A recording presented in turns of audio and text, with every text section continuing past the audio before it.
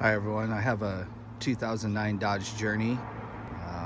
This car has been a lot of problems since I've bought it.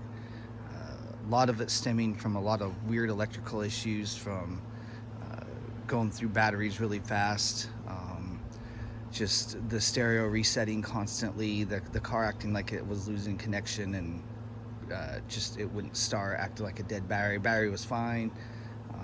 Sometimes I'd click the lock button on the remote and it wouldn't work. Intermittently it would work and then it wouldn't, and back and forth, and then you would open the door and the alarm would randomly go off. It was very difficult to get turned off. And so I watched a video by Edward Lakatos, I believe his name was, and I wanted to thank him for showing the video he did to help fix this, especially the starting problems. The car has stranded me twice, so and ever since I've done this trick, it's helped. And I noticed in the comment section of this video there was a lot of people asking questions about how he did it, and so I was hoping to just do my own video really quick to help clarify what he did here. So this 2009 Dodge Journey has the 3.5 liter V6, so a pretty standard car. Anyway, so what he did is we got this guy right here. This is where the negative battery terminal comes out from under your fuse block here. Your battery is under here. You have to access it by getting into the fender right here, which you can see I used wire ties after I pulled all the plastic clips out of there. But the battery is actually, I don't know if you can see it, but it's actually in there. So your negative battery cable comes up here. You'll see where it says neg for negative. All you do is you simply undo this screw here, and you can buy your standard, it's about a 2-foot cable, I believe. Black battery terminal cable. Get the one that has the eyelets on both ends.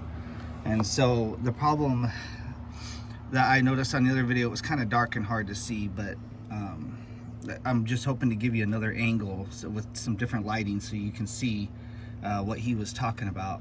I've had it set up for a couple weeks now with zero problems. This has worked great for me.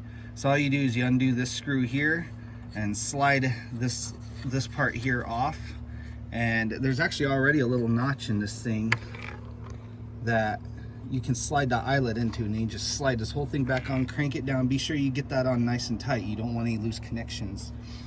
And then really just run along here. Be sure it doesn't sit on any hot parts of the engine and melt. You don't want that.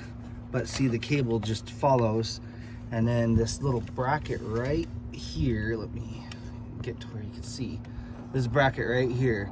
You just undo this bolt.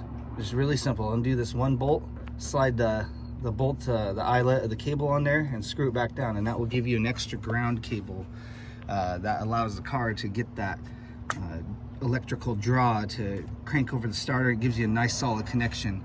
And I think part of the problem is my original cable, you can see I've tried cleaning it, but there's still corrosion that just keeps building up on it. And honestly, this part here is, I mean, I haven't even messed with this, and it already kind of seems like it's broken in there. It's a bit crunchy, but you just leave the existing cable. You actually just have both. All it's doing is just giving you a better connection to the negative side of your battery, to your field ground on your motor. So hey, I hope this video helps. I know it saved me a big headache doing this. Everything is working a lot better now in the car, so hopefully this helps you guys, just gives you another view. But fires right up and actually starts stronger than it used to. So Edward, thank you again.